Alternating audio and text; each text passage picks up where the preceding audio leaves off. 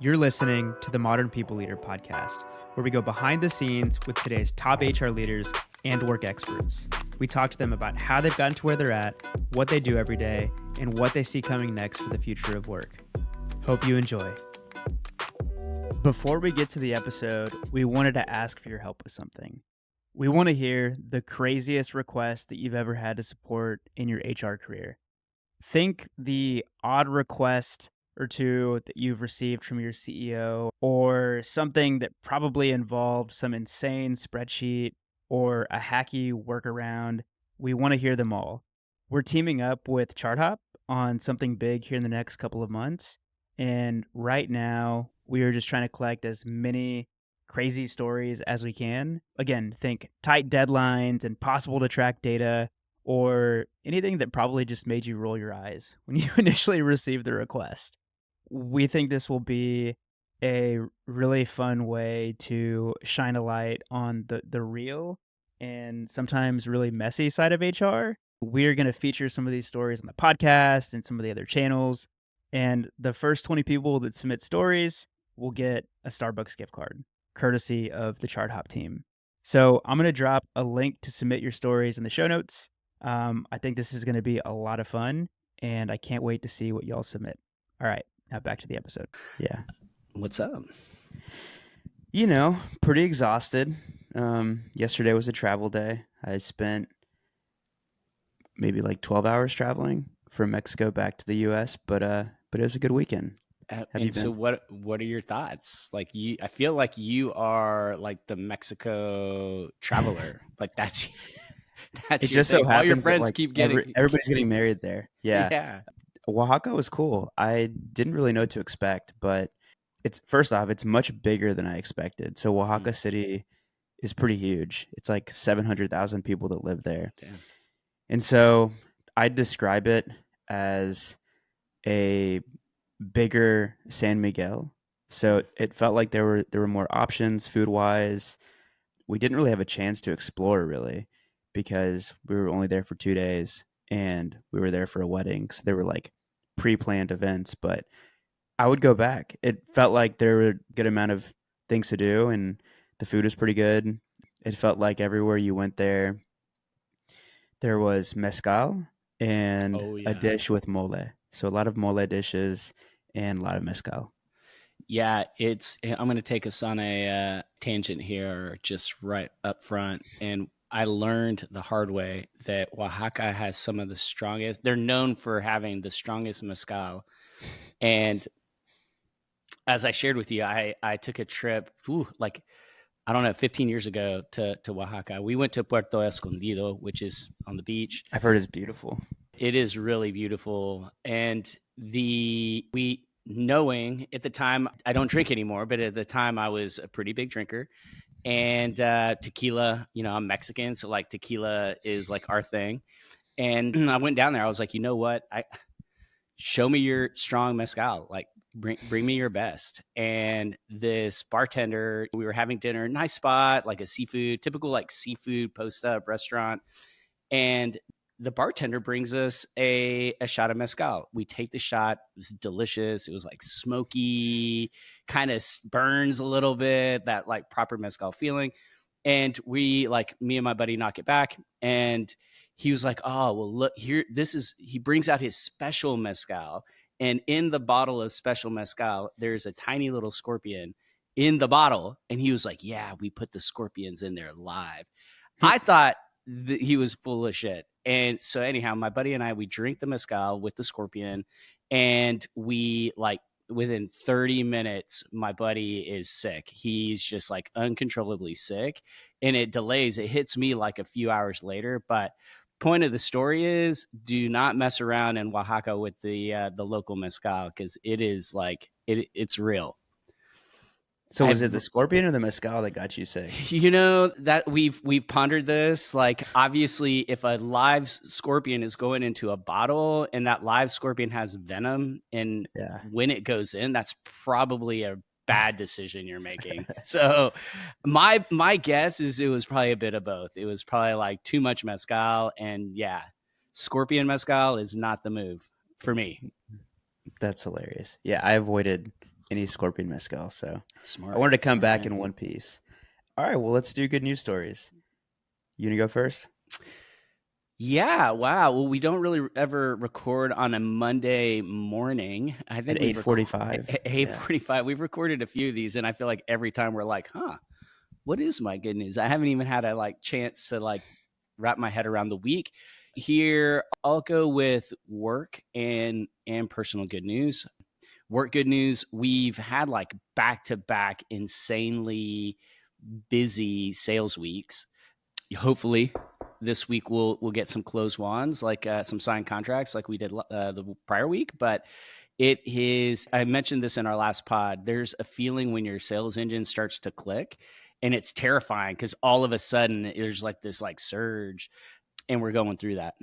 And it's terrifying and exciting and exhilarating. It's all of the above. But so that's my work good news. Second straight insane week, maybe even third at this point. I kind of lost track. My personal good news story is I got a lot of social time in this week. Last year, 2024, I was still kind of creeping out of my COVID shell in 2023, 2024. And last year I wanted to just have more meaningful connection in person.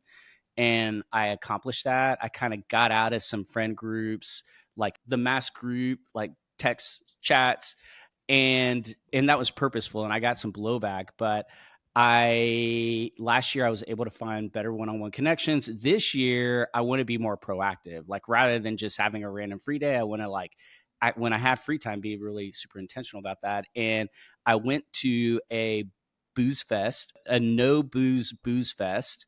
I didn't even know what that is, but apparently there's this whole NA community. And after COVID, or during COVID, people that were getting sober couldn't go to AA meetings. And I know this is way off topic, but there was the emergence of these NA and a lot of non-alcoholic drinks. And there's a whole community of people that got sober drinking NA drinks. They don't associate with AA. They don't associate with using words like recovery and that sort of thing. So it was super fascinating. Great people. Just I had a ton of mocktails, some of which some liquor, non-alcoholic liquors, I don't need to taste the non-alcoholic version, turns out. But it was a lot of fun. So I went to a no booze fest, and then I hung out with some college buddies yesterday to watch the game. So it was a good social week. And I'm already kind of starting off my new year being a little more intentional with my time. Sounds like you had a good weekend. What's my good news? So we're going to be in New York this week. We're Yes. doing a Modern People Leader dinner on what, Wednesday or Thursday? Wednesday. Wednesday. Yeah. And I think we're going to have 15, 20 people there, group of CPOs. And I think we're actually going to talk about a topic that we're talking about today, which is this, I guess I'll call it anti-DEI movement. And so, yeah, we haven't been to New York since last year around this time. Maybe we'll get to see some old friends. I think we're going to get to see some past guests from the show. We're going to kick it with Landman. Yeah. So that'll be fun. Yeah, that's my good Jessica's news. Vaughn. We're probably going to see Jessica's Vaughn. Jessica Vaughn. That's going to Yeah, I be think she exciting. emailed us this morning. We have to get back to her. Yeah, all that to say, we have another busy week ahead of us. It'll be different from the first few weeks of the year where it felt like we were pretty heads down doing the work. I think this week will be equally busy, but in a different way, a little more social. But yeah, that's my good news. All right, y'all, we've got some big news, or maybe not big news. You may have heard about this already, but we are doing MPL Live in Boston on March 6th. We followed the data this time, and the data was telling us we needed to go to Boston, so we're going to Boston. It's a top 3 city for us follower-wise. We owe so much to the incredible HR leaders who have been with us from the start that happen to be from Boston. Shout out to the MPL legends like Katie Burke, Dina Upton, Jen Paxton, Adrian Barnard, Tracy Sponenberg. I mean, there are just so many. I feel like I'm leaving a bunch of folks out, but I think that just speaks to how deep the Boston People Leader bench really is. So here's what you can expect. we're going to do a speed networking session. So 60 minutes to meet as many people as possible. And if you can remember the most people superpowers from the people that you meet, it'll definitely come in handy for you, and you'll find out more on why at the event. And then the main event is the live podcast. So shout out to Katie Burke for these recommendations. But so far we have two amazing speakers lined up. We have Carmel Galvin, who's the Chief People Officer at Clavio, and we have Linda Aiello, who's the Chief People and Culture Officer at DraftKings. It's going to be a fun night. It'll be about 4 hours. And if you're in Boston and you're still listening to this ad, I think this is your sign to go grab your ticket. We'll put a link in the show notes. But we've already sold a good amount of tickets, and we're going to cap it at some point. So I'd highly recommend you go grab your ticket right now. Love it. So what are we talking about today? We've got a few topics lined up. So the first thing I want to talk about is this anti-DEI movement. And I was trying to think of a good way to tee up this conversation. And so when I think about the people that I meet at a bar or a party or on the golf course, the random guy you get paired up with, and they start going off on DEI and why it's wrong, why companies shouldn't do it, it just made me think, like, what do people think that DEI is? Like, what are the misconceptions? Oh, And great. so I have a few that I hear over and over again, and I'd be curious to hear if there are any others that are on your list. Yeah. And so the one that comes up the most is that DEI is the opposite of a meritocracy. Okay. We're seeing this in the news. Everyone is going to this merit-based approach, moving away from DEI. But I think you can do both. I know that you can do both because we've had people on the show talk about how their company does it. And so I think that's the first misconception that I see pretty often. And so when you hear that, like, what's like the comment you hear?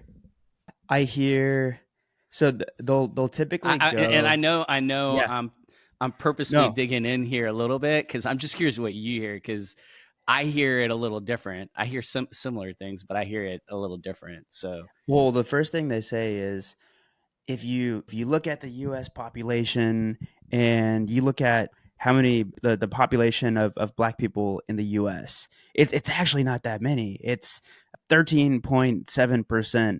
So why are companies trying to hire nothing but minorities? Like, shouldn't it reflect the actual population of the U.S.? And I'm like, yeah, it should, and it doesn't. It's actually below where it should be. And so I think that's way another below, misconception. way below. Yeah, Yeah. people think that, like, my brother actually sent me a chart recently, and it was all of these misconceptions that Americans have about a variety of topics. And Interesting. one of the questions was, like, what percent of the US population do you think is Black or Hispanic? And I think, like, the answers are something like 45%, 50%. I don't know. Like, I just feel like there's all of these misconceptions about what DEI actually is. And I think it's rooted in these other misconceptions that they have. Yeah. So the thing that I hear most about DEI is that DEI itself is a form of racism. Discrimination. Yeah. Yeah. And that it's like reverse racism or discrimination and against those groups that it doesn't cover, right? Yeah. And so that's the thing that I hear that is entirely shocking to me. Like, and maybe because I am Latino or Latinx, that point hits a little different for me. But if we go back to the roots, and I wonder in the DEI movement, if let's go back to COVID, there was this huge surge in companies launching DEI programs, facilitating DEI type of activities that weren't doing it before. And sometimes I wonder, like, did that just happen way too quickly? I wonder if there were enough like really effective consultants and like personnel to run these types of events and these types of like initiatives, because I have actually been a diversity officer, and I was appointed in 2009. I was living in New York, and Goldman has extremely robust diversity and inclusion practices. And I went to go work for a Goldman subsidiary in Dallas, and they did not have any diversity. And I guess because I was the only Latino director in HR, they were like, "Hey, we need to do this, and you should do it." So I did it. And the first thing that we spent the first year essentially is defining what diversity means. What does DEI mean? Like, what are we trying to accomplish here? And I think we were hugely successful in that. I think we had activities that helped relate DEI to every single person, because it does involve every single person. That's the I part, inclusion. Everyone should be included. Everyone belongs. And so I just wonder, Daniel, like, I'm guessing part of this is environmental and some of the things that are happening in media, in politics. But I wonder, like, did something just go horribly wrong in that post George Floyd time period? I don't know. What do you mean by that? Did something go horribly wrong? Meaning, like, there is, just like when a company tries to grow too fast and they're not ready for that growth, and their business just kind of goes off the rails. If we think back to the time frame and in the timing for which a lot of companies were taking action, they were rolling out DEI within like a quarter or two. Like, it was fast. Yeah. And these, in my experience, the work done in DEI, you need to be deliberate, and you need to be thoughtful, and you need to bring everyone along for the journey. And I think that's what, like, maybe everyone didn't come along for the journey. Yeah. I will say, depending on who we're talking to, sometimes the work feels a bit abstract, whereas in other cases, it's like, this was the plan, this is what we did, these were the results. And we always go back to Christy Leela's from GoDaddy. Mm-hmm. Like, that's a company that said, okay, what is DEI at GoDaddy? Like, what all does that cover? Turns out, like, everything: how you hire, how you onboard, your policies around like where people need to be working, how you work. I mean, it literally goes into everything. So they did this full audit where they audited every process at the company and had like some sort of scoring system to indicate green, orange, red, like where do we have the biggest opportunity to either make something more inclusive, more equitable, or more diverse. And after they did that, they had like a systematic approach for tackling each. And so I think in cases like that, like, I don't know, and she even called it sneaky DEI. Like, that's how she was branding it. I don't know if she was, which is saying something to me, right? Even to call it that, it's like, we're doing that, but and so in that sense, my kind of hot take view is that the current construct of DEI, it's either, I won't say it's broken, because I think a lot of companies have done great work with the kind of current construct, but it's been compromised. And I think it has been turned into something it's politicized. Not. It's been politicized. And I think we're going to, I think it's going to be a really interesting few years as it relates to DEI. I would not be surprised if there is not more sneaky DEI type of moves out there. And I think that if we want different results, if you believe in DEI, but you want different results, I think anyone that has spent time in that kind of that slice of HR knows that it's really, really hard. DEI work is really, really, really hard to enact change. And so many people have known this for a long time. And And now, to further complicate it, we live in this environment where the topic has been politicized and it's been weaponized, and so I won't go as excuse me, as far as saying it's dead, but because I think it's very much alive in some organizations, but it's going to have to evolve into something materially different if we Yeah. want to see it succeed, in my opinion. I have so many questions. Like, who is this Robbie Starbuck guy, and why is he so influential? Like, why are all these companies being influenced by him? Do you know who this guy is? I don't, but what it reminds me of is the tactics that some of these corporate raiders use. So there's a whole M&A industry of finding a weakness in the company's business model and just zeroing in activists. So Hmm. you put in a board member who's an activist who won't stop until a material change has happened. And if they don't make that material change, they will put a board member, they will appoint an independent board member. And so it's like an investment, it's like a takeover strategy, and that has now been adopted for like policies and procedures. Yeah, I'm looking it up. He's a former music video director, turned, Sorry. yeah, turned activist, and most recently, he is an anti-DEI activist. And so, So like a yeah, I'm different type just of Michael Moore type persona. basically, let's see. Wow. So he targeted one company at a time, posting dozens of times over the course of weeks, urging his followers to protest with their voices and wallets. Tractor Supply was first, John Deere was next, Harley Davidson, Brown Forman, Lowe's, Ford Motor Company. In September 24, Molson Coors, Caterpillar did the same. In October 2024, Toyota followed suit. In November So 2024, these are Boeing and all, Walmart. wait, to be clear, all of the companies you're listing have walked back their DEI programs? According to Wikipedia. And yes, and Wow. these are all companies that he targeted. And it sounds exactly like what you're describing. I don't know if he was a board member on any of these companies, but yeah, the most recent were McDonald's, Target, and Walmart, I guess. Well, it's going to be, but, and so it sounds like he just went into all these organizations. They did not put up a fight. They were like, yeah, just stop.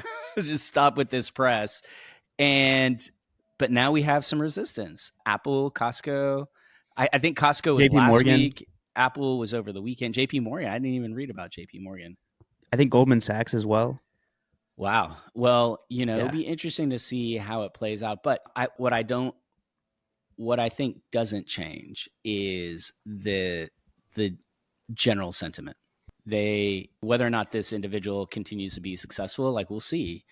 And The even in this Wikipedia article, it's saying that these rollbacks are being criticized as performative tweaks, which goes back to that article that Brian Elliott shared a few weeks ago about this performative anti DEI movement. And so then I guess my question, and you probably know more about this than me since you've been the head of a diversity department, what does it look like rolling this back? I know in Meta's case, they're saying that there's no longer going to be a team that supports DEI. Is that largely what companies mean? you Or know my guess is this could also be, it's hard to make sense what is purely just a business decision and what are decisions in order to reduce headcount as well. yeah. People are saying layoffs are happening for certain reasons, and it's like, but then we also know that these companies are trying to reduce headcount to pursue the AI dream. So it's hard to say, but here's what I'm guessing is that a lot of these companies are, the work is still being done. It's just not being done by a 200, $300,000 a year salaried person. It's being done in the form of a chief diversity officer or chief DEI officer. It's being done by a senior HRBP who, has other responsibilities, but they're like the diversity specialist on the team. Hmm.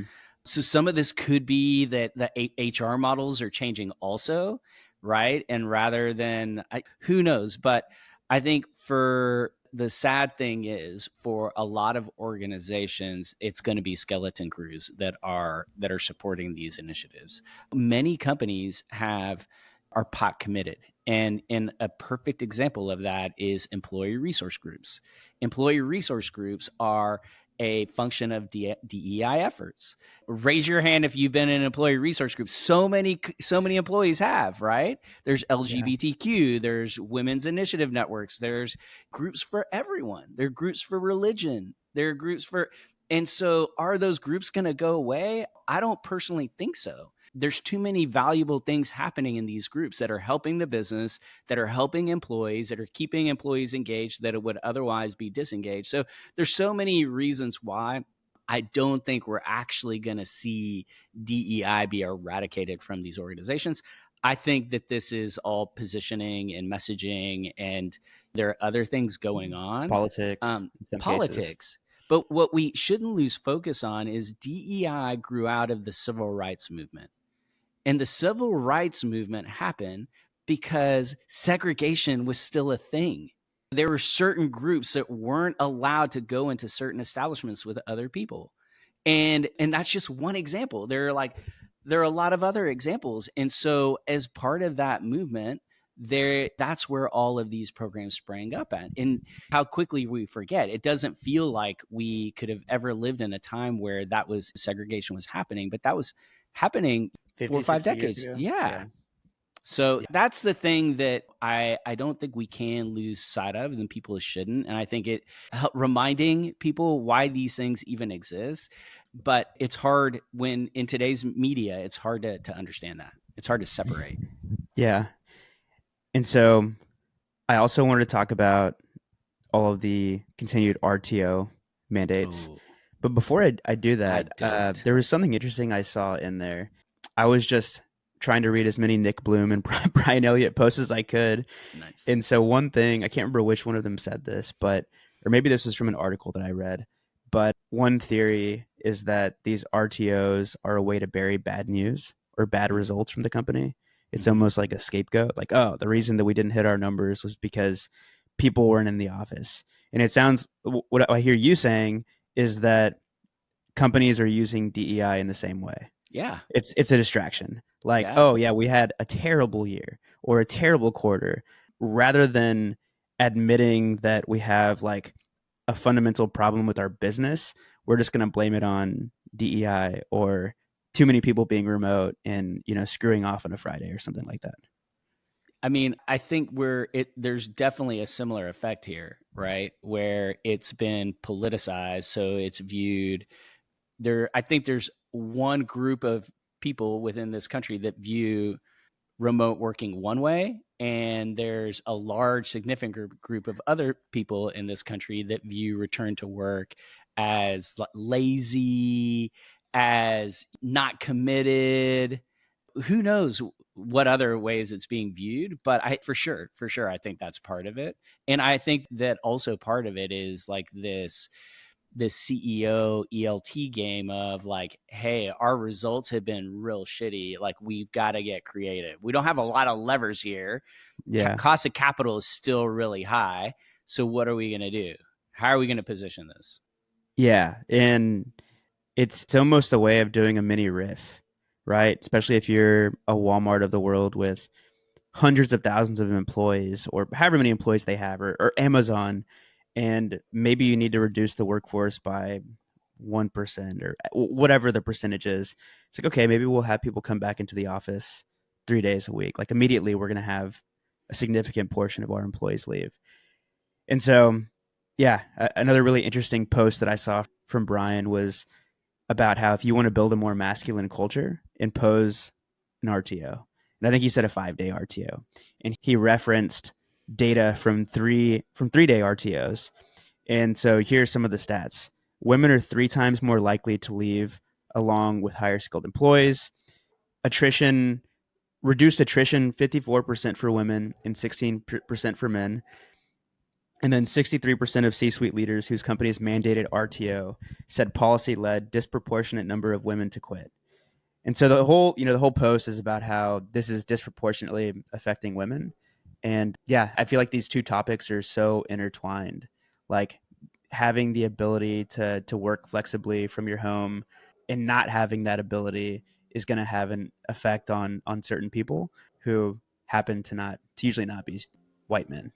Yeah. Well, the RTO conversation is particularly frustrating for me because I feel like pretty quickly post COVID, we all figured out, okay, the best model is hybrid, a mix of both, right? It's not all one or the other. Like, if you can do it all one way, great for you. Like, if you can get people in the office, like, awesome.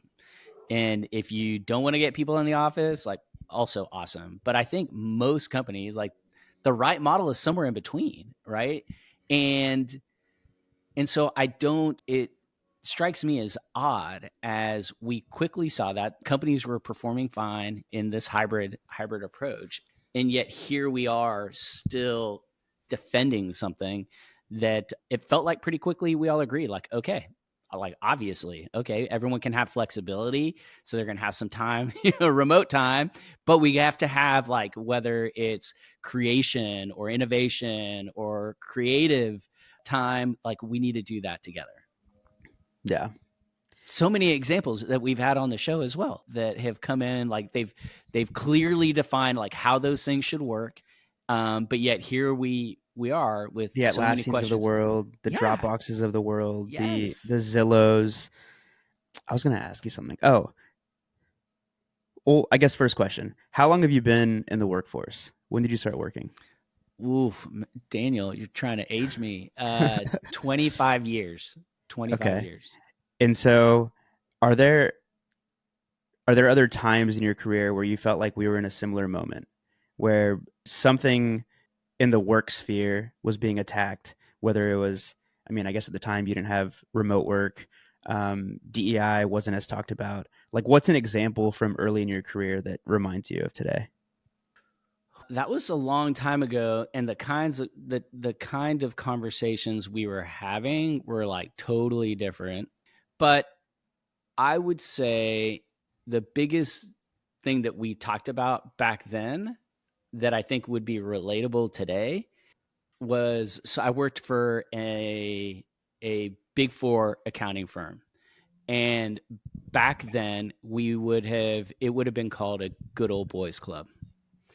If you participated in the good old boys club, you did well.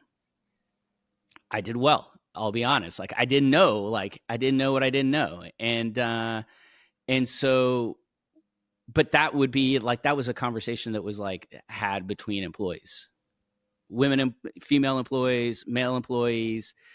And that's not something today that would be considered part of a DEI program. Interesting. Right? Giving women the same equal and fair opportunities as men would have. And so that's the closest that I can think of. Yeah. Yeah, it's just so confusing, honestly. We've been doing this podcast for 4 years, and it feels like I'm trying to gauge how much progress we've made, I guess Right. is what I'm trying to say. And it sounds like we've made some progress in the last 25 years. If that's what we were talking about, the good old boys club. I feel like, sure that still exists today, but I don't think it's as rampant as it was back then. Here's a story about back in 2000. And it was probably like 2002 because I'd been working at the company for a couple of years. There was there was a partner at this company that loved the Texas Rangers. That's like the Major League Baseball team in Dallas, Arlington to be exact. But this partner invited probably 20 guys at the company to go take the day off and go to the baseball game.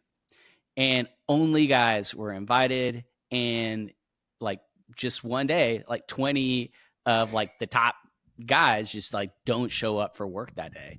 And that is something that I feel like would be very hard to pull off today. Very hard to pull off. But that was just, like, not a big deal. Like, no one hesitated participating, doing it, thinking about it. Like, that just was, like, very normal activity back then.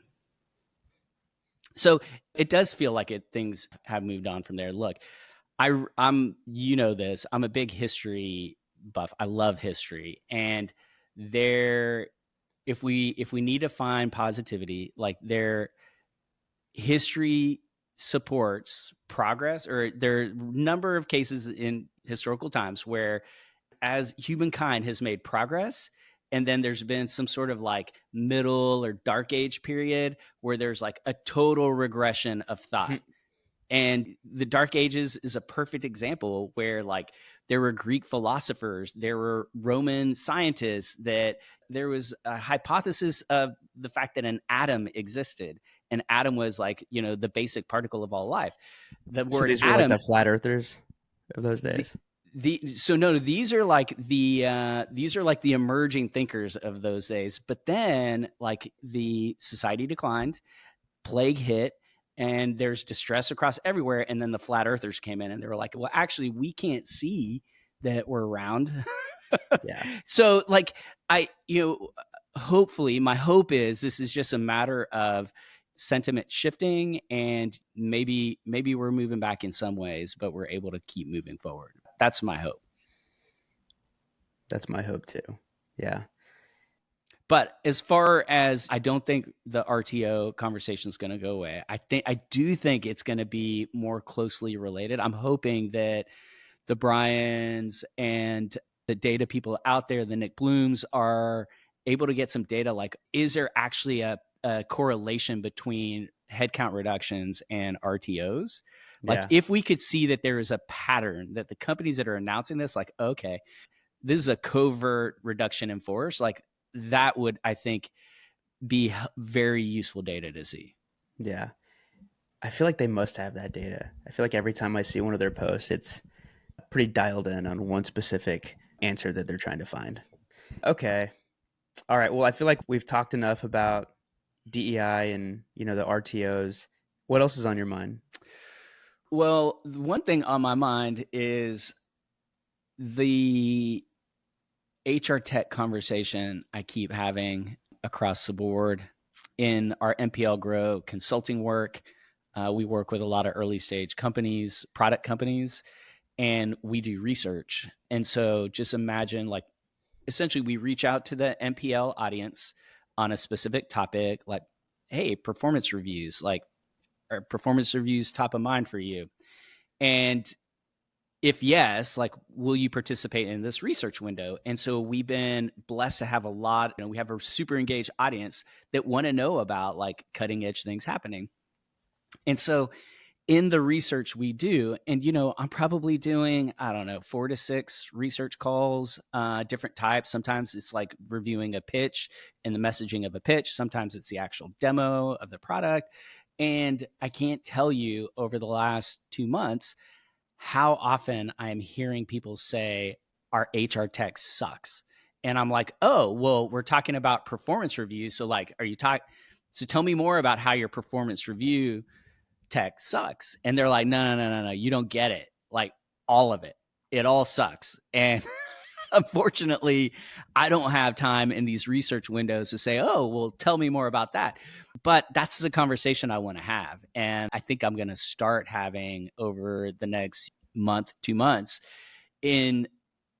because that will probably also help our clients, is understanding why overall HR leaders feel as though HR technology is broken right now.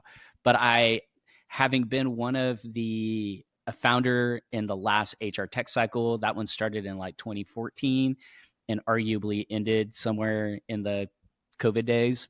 That 8-year run, like I felt like we did a lot of cool things. I felt like a lot of products, new categories came up that were delivering actual value, but yet here we are 4 years later, 3 years later, and companies feel like they're not getting what they need to get out of HR tech. Like I have some hypotheses on how we got here, but that's just like what's top of mind for me right now. I'd love to hear those hypotheses. I think my number one hypothesis is the progress we made in the last HR tech cycle was lost in the consolidation that happened at the end of the cycle. I feel like it was a land grab. There are a lot of SaaS platforms, like point solutions, that companies, the bigger guys could acquire on the cheap. And there was no, I learned this at Goldman all those years ago in 2008, like most mergers fail. It's Yeah. like 80% of mergers fail. And so, but yet marketing has gotten more savvy, as you know, that's your side of the shop.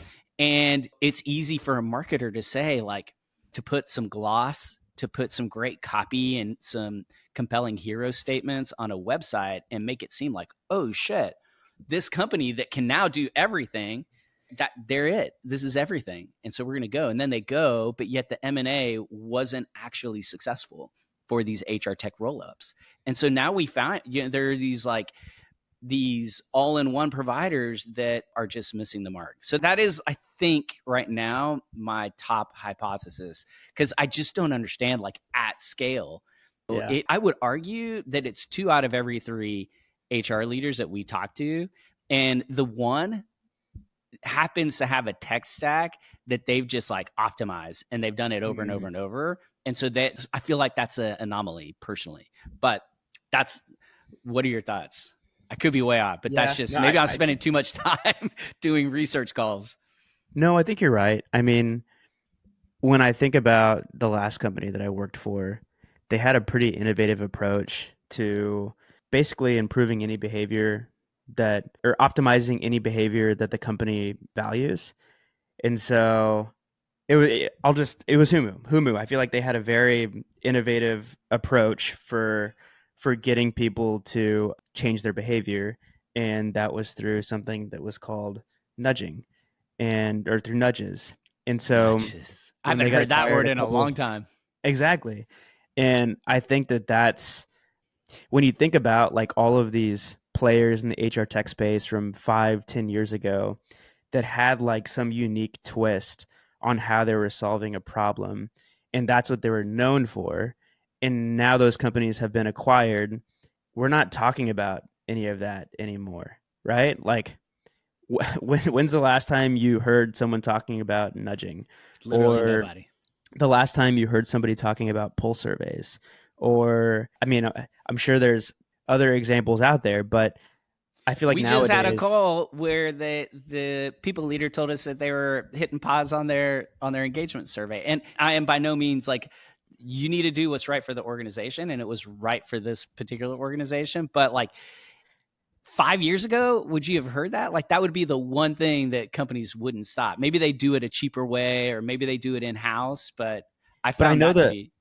I know the feeling that these HR leaders have because I mean, I've never worked in HR, but working in marketing, you're always being sold the new shiny thing.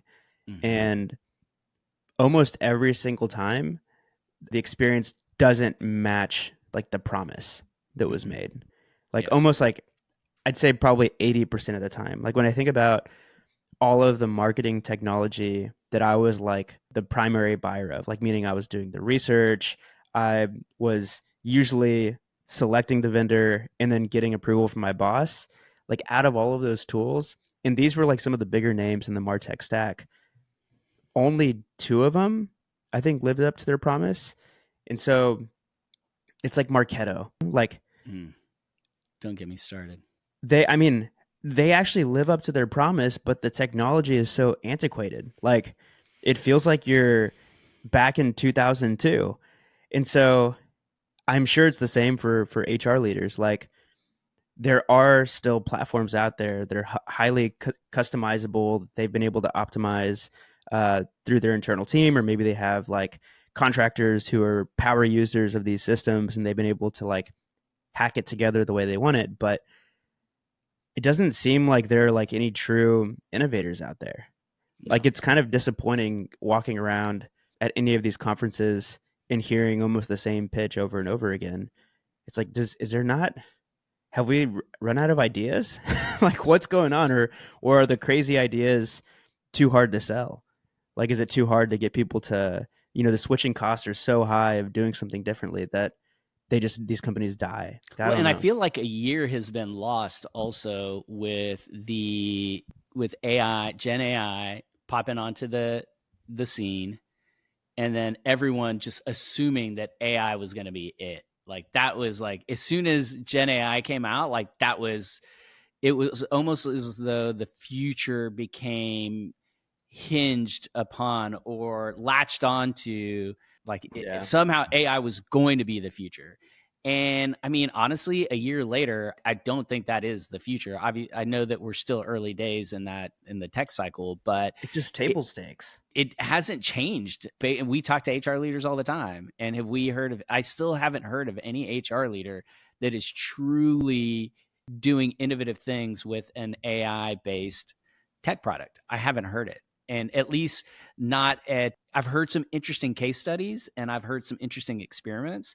Most of the cool things are just like how HR teams have leveled up their personnel, like the people on the skills of the people on their team have been enhanced by AI, and as a result they can work more efficiently and they can do more things. Those are like the most interesting case studies to me. Yeah.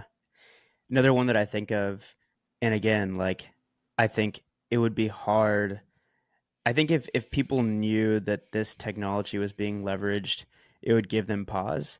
But having the ability to having a more passive employee listening strategy, I don't even know if that's the right way of referring to it, but it's not even like you're not asking people for their feedback. It's scraping things like Slack and email and calendar activity and specific channels on Slack to get a gauge of sentiment. Like, that seems like an interesting use case, but feels a little bit big brothery. A And little creepy. so, yeah, it's definitely creepy. I don't know. Like, are there any like standout ideas that you've heard in the last couple of years? I mean, there definitely are standout ideas. I have not seen anyone execute on and this is a call to action for all the product companies out there. Like if you I would love to see a demo and see the truly innovative kind of product take, but maybe all of this goes hand in hand, Daniel. Like I'm observing, like my mind's eye is observing this conversation we're having, and maybe we're seeing fundamental aspects of HR change. They're being challenged, right? We're seeing the way that work gets done being challenged, right? And if we think about like what is the product of HR? The product of HR is job, a salary, a job description, an employment experience, right? Well, Benefits. benefits, right? Yeah. If the way we work is being challenged and there's uncertainty around that, and there's certain functions within HR that are being challenged, maybe, and HR tech is like a byproduct of all this. HR tech is here to support HR and the HR department. Maybe what's going on is like HR is changing and it's The having world to is change. changing. The Yeah. world is changing. Yeah. And because of that, like there's that uncertainty is impacting a lot of different things. Yeah. And I think part of that is like innovation within our particular ecosystem. And so, maybe if we look at it that way, it makes a lot more sense. And It does but make a lot more sense. Yeah. we're not talking if you've been to an HR conference, and conference season is heating up. So I'll be interested. We have Transform coming up not too long. We I'm excited to that's always a fun time at Transform. There's always great innovative companies at Transform. So we'll see what's going on and what people are saying, but my personal view is like that would make a lot more sense, that like if HR is changing and having to change, it would make sense why the technology isn't in a position to really push the envelope. I agree. So basically what I'm hearing is the world has drastically changed, specifically in this time frame between 2020 and today, largely because of COVID.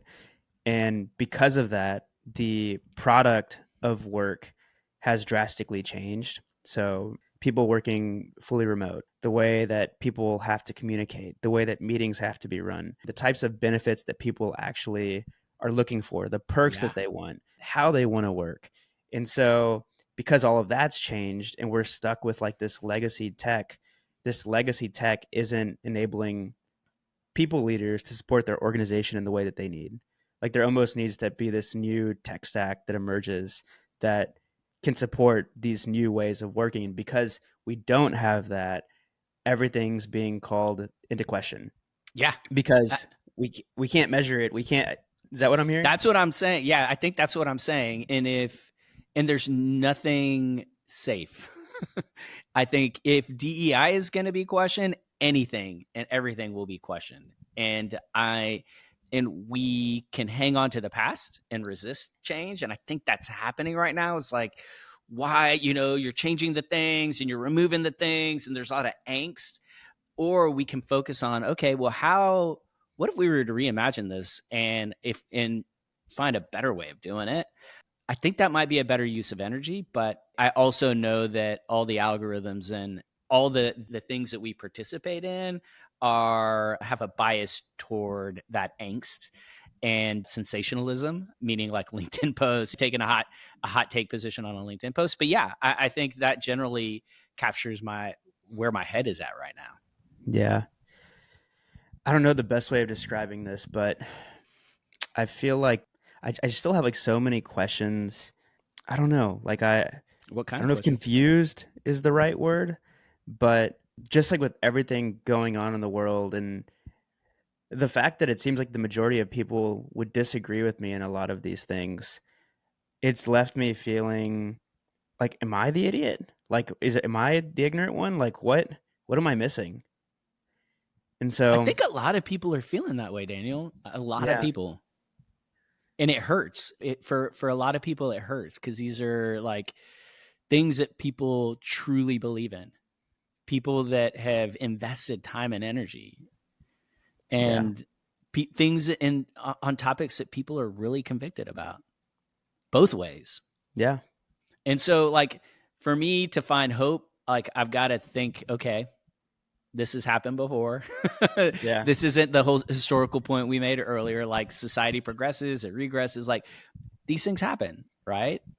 We are in a position where, and I think that for those that are for those that relate to what we're talking about here and the frustration and the confusion, it's like, how can we take that and make progress? I still think you can make progress, yeah. but maybe I'm a eternal optimist. I don't know. Yeah. There's like a big part of me that like wants to circle back to something that we were discussing at the beginning of the episode. And so maybe I'll time box this to like 3 or 4 minutes. But when we were talking about the first thing you hear from people that are anti DEI, and for you, it's that DEI is a form of discrimination. And so I guess my question would be like, is there any proof of that? Like, why do people have this belief? Do you think it's because they've felt like they've gotten the short end of the stick in situations? Or like, where do you think that's coming from? I guess it's hard for me to understand as a person of color. Like, I don't feel like I've ever been picked for a role because I'm Hispanic. So maybe if we look at it through the lens of college admissions, Yeah. you know, Which is what they're now you, trying to compare it to, right? yeah. So Yeah. kid works hard, studies, puts in the hours, Yeah. and has a great GPA. A good GPA, a really good GPA of like a 3.7 or 3.8. Mhm. And they apply to get into the University of Texas at Austin and they don't get in. It's like, well, why didn't they get in? Well, it's really hard. The requirements, we've had to About increase the 4%, requirements. 5%. Yeah. Okay, well, still feels like my child should have been able to get in there. And well, we also set aside, we have these ratios we've got to hit also. Mhm. And it's like, oh, well, okay, if those ratios are taking away from what my child could get, then boom, it's like, all right, well, that isn't fair. I'm making this up, but Yeah. No. that's one way as a father that I could see like, oh wow. And so there are elements of scarcity, right? There are only so many spots that for kids to get into universities. There's only so many jobs that you can get hired into. I think you can, when there is no other Yeah. rational explanation, I think it could be easy to find excuses for what's happening. And so, And the implication there is that while their kid didn't get in with solid scores, solid GPA, that the person who got in instead of them wasn't as qualified. That's what people believe. right. Yeah. And then I think, how this could happen at scale is, well, then I talk to my buddy who's probably like me, looks Yeah. like me, running around in the same social circles as me. And I'm like, oh, and they start telling me about their kid and how they Yeah. had trouble. And so then it's like, wait a second, maybe there's something systemically wrong here. Yeah. When the reality is, I mean, I think of people like my wife or her best friend. She grew up in Laredo. And so like when people hear that she went to Laredo, they just automatically or she's from Laredo. I've had people in my I've had people in my family say like, "Oh, like, that's why." So she graduated number 11 in her class out of like 850 people, which is impressive no matter where you're from. Like, "Oh, well, she went to school in Laredo." Like that's like the it's like, The "No, fuck? I know." And so I can think of her friends, like one of them went to Stanford, one of them went to Harvard. She was the valedictorian of her class, and she's now in medical school. Another one went to Duke. Like they were highly qualified, but like these are the people that that are getting Right. accepted for these, either getting picked for roles or getting admitted to a school. Like it's not like they're just like some bums, right? Right. Right. And what's the saying I use? It's like comparison is a thief of joy. Right. And Yeah, so if you compare that, like my kid couldn't even get into UT, yeah, and these random kids from South Texas are getting into Harvard and Stanford. Like, yeah. what? And again, I am just trying to understand, like, No, I how know. Yeah, how I'm not saying right or wrong here, and these aren't even my views, but I'm trying to relate because I think that is going to be the quickest way to finding a common ground and yeah, moving forward. yeah, Because I don't think staying landlocked and like I don't think one side I feel like is taking a stance that the other side doesn't get and has taken a stance that the other doesn't get. So that probably doesn't make sense. I'm using my hands on no, I an know audio exactly what recording. you mean. But Yeah. and so So how do we I find common ground? I think it first starts with awareness. It starts with conversations like this. It starts Yeah, with like understanding.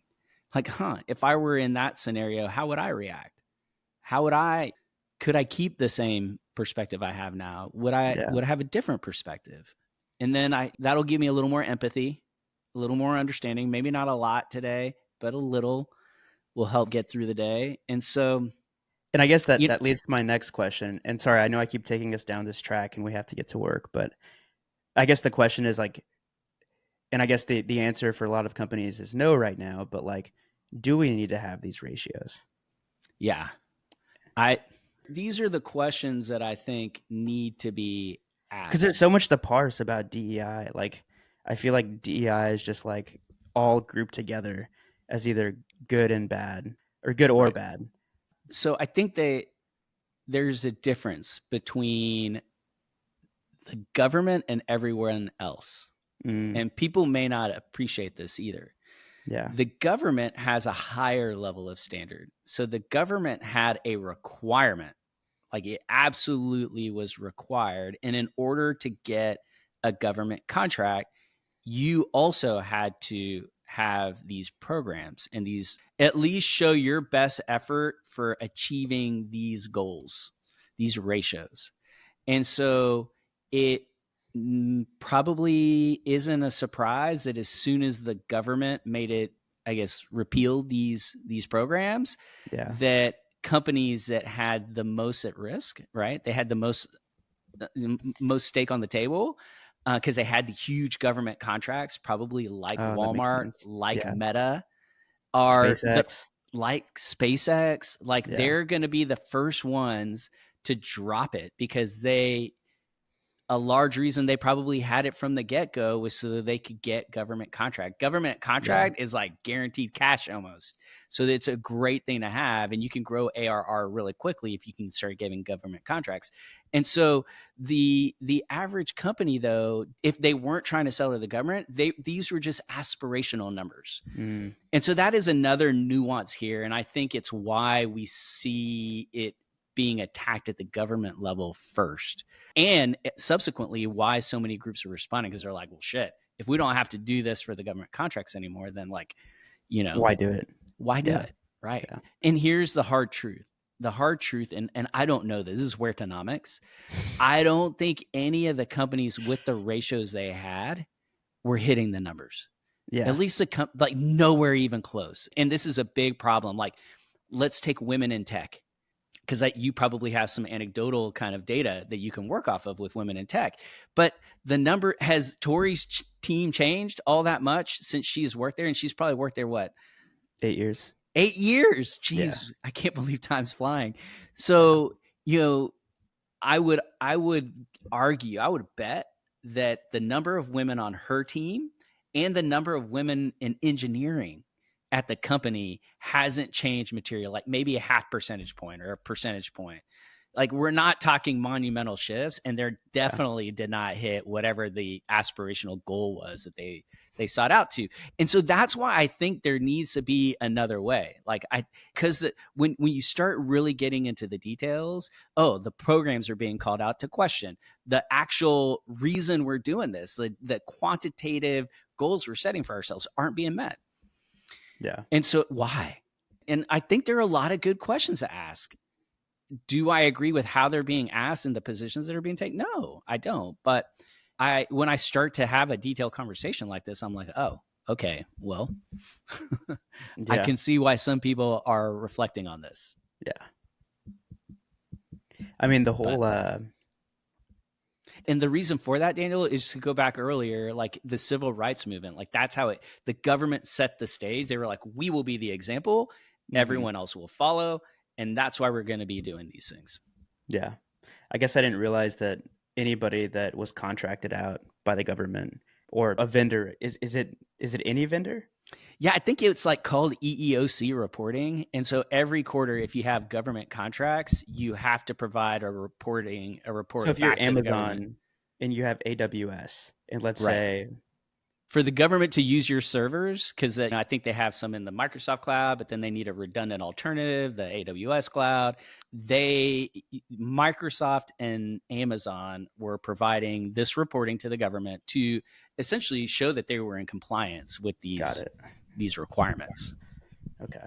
Now, I could have some of it wrong. It's been like over a decade that I was like actual diversity officer. So some of this could be wrong. So show me a little grace if I'm wrong here, audience. But like, it's complicated for sure.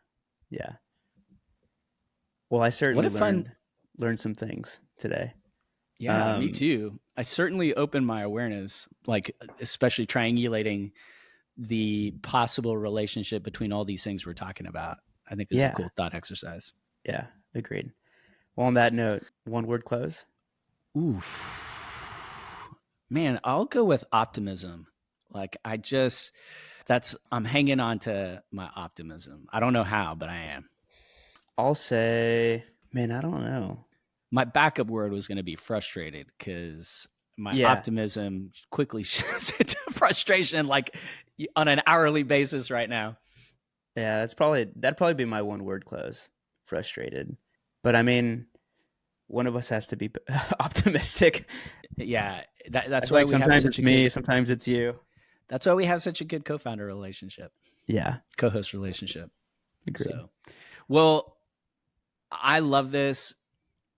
For those of you listening, tell us what you like, what you don't like. Tell us what topics you want to talk about. Tell us your view on DEI. Some of the things we talked about, like if there are details that are wrong, like educate us. Like we're doing these riff sessions because we've heard from our audience that you all particularly like them. It's a nice change of pace for us as well. But as always, we want to get better. So. Agreed. Well, let us know your thoughts. Happy Monday, Stephen. For this being an 8:45 recording, I think we did pretty well. Yeah, agreed. All right, man. Have a good day. Thanks for tuning in to another episode of The Modern People Leader. We really, really appreciate it. And if you enjoyed the show, please leave us a 5-star rating. It would mean the world to us. And connect with us on LinkedIn. We want to know what you think about the show, and you can find links to both of our profiles in the show notes. Thanks again for listening, and see you on the next episode.